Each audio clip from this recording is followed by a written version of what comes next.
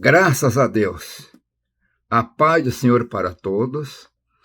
Eu quero ler a palavra que encontra-se na primeira epístola do apóstolo São Paulo, de Coríntios, capítulo 1, e quero ler os versículos 27 até o versículo 29.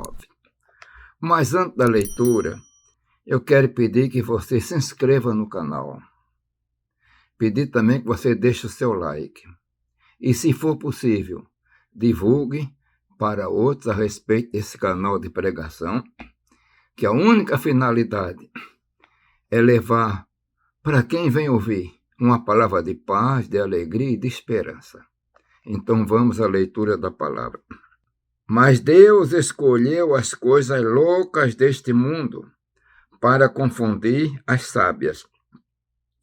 Deus escolheu as coisas fracas deste mundo para confundir as fortes. E Deus escolheu as coisas vis deste mundo, e as desprezíveis, e as que não são, para aniquilar que são, para que nenhuma carne se glorie perante ele. Meus irmãos, nós temos uma passagem tão importante, tão poderosa.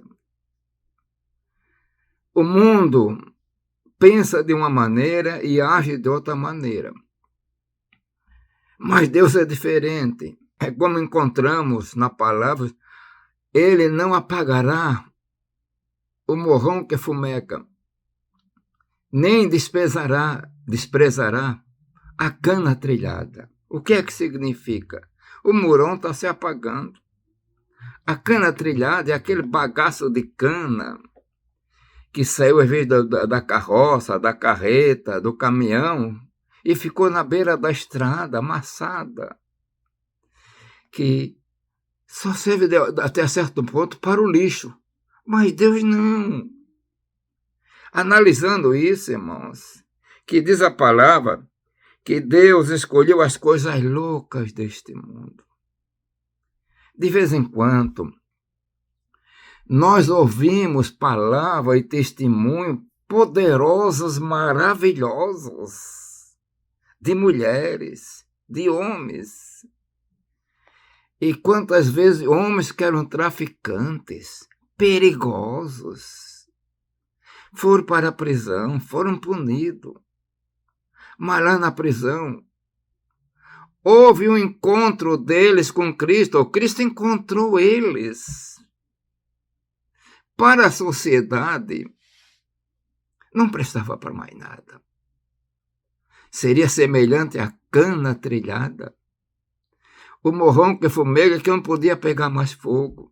Mas Deus não. É por isso que escolheu as coisas loucas deste mundo. E às vezes ouvimos testemunho e ficamos assim, até certo ponto, boca aberta, mas do outro lado, contente, alegre, maravilhado, o poder transformador do Senhor.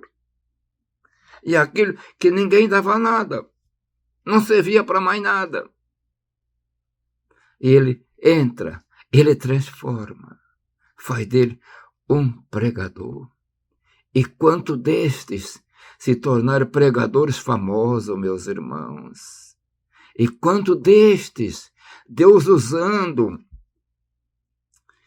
para curar enfermos. Quando eu passei meu período em Canoinhas, aqui em Santa Catarina, e tinha um irmão que era obreiro, já partiu para o Senhor.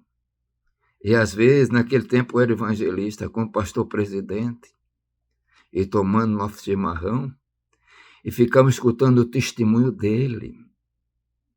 Era um homem que nasceu naquela região perigosa, tinha sido praticamente pistoleiro, e não gostava nem de contar muito isto. Mas um dia, Jesus encontrou, transformou, e aquelas mãos que atacavam ou assassinavam com 2 revólveres, aquelas 2 mãos, sabe para que servia agora?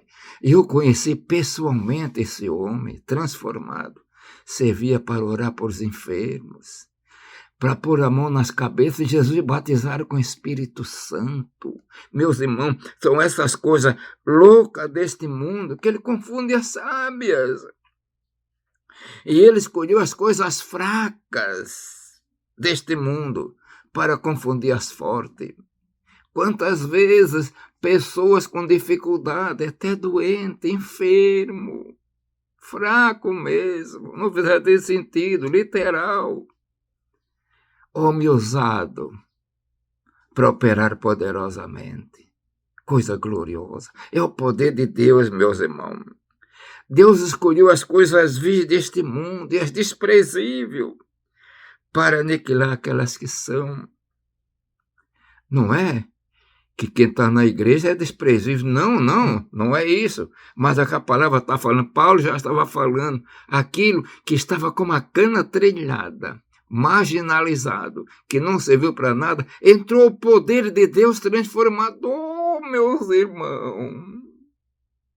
E quanto homens também sábios, importantes, níveis, e entrou o Senhor transformando, mas saíram do seu pedestal, deixaram de lado a glória humana para receber a glória do Senhor.